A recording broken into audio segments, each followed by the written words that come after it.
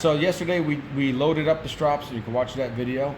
As you can see today, after the first loading only, you see how black the 1x4 and the 1x6 are still as compared to loaded several times. So in the future, what you can do is load this twice or even 3 times before you start using it. But today's video is going to be about using the strop. One of the things I want to talk about is our 2x6. I don't know if you get real close, I don't know if you can see some of the scratches that are in there. This is durable stuff. Now we did this on purpose with taking the tip of the knife and literally scratching it to a point to see if it would break. So it holds up. Obviously you're gonna wanna use these edge trailing, not edge leading. So I'll just run through and explain the dynamics of that. It's probably easiest to use the largest of the strops here. This has a dynamic. The thickness of this will allow you to use compression. And don't forget, we've filled up these columns with abrasive. So if you push down, it exposes the abrasive and allows you to get more aggressive at the same grit.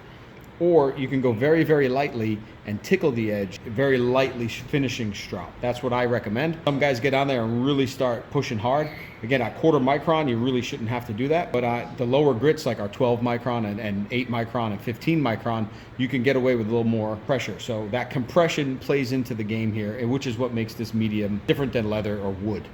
So with that said, one of the beautiful things about this is that you can use it in any direction. It's multi-directional, edge trailing across the whole way, but there's no polarity to it. It's basically the same forward, backwards, left, right.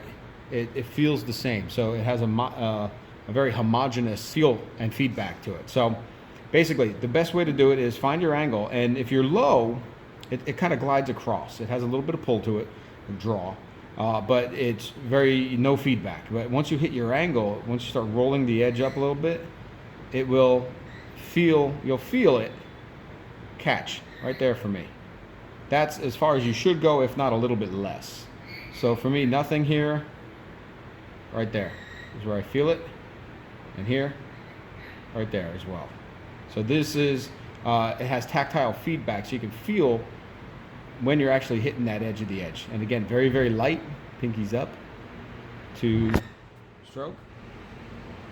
And that will tickle the edge, or you can put some pressure on there, again, not too much, and really start abrading more heavily, depending on what you want to do.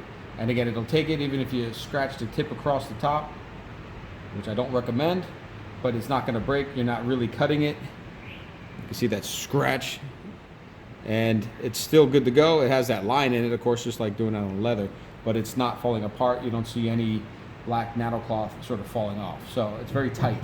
So that's with a pocket knife. Again, something like a reed knife that we make, a Jende reed knife. Same thing. Just get your different angles. Now this has 2 different angles.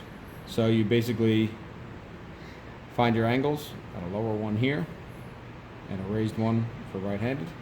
Very simple that way. And kitchen knives, which is a little bit more, obviously, again, find your angle, work your way up.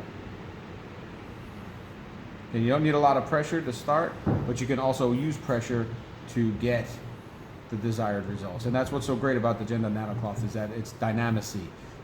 Use pressure, it has more abrasive action at the same grit, or finishing light touch just to tickle that edge and get it into place. So again, very dynamic.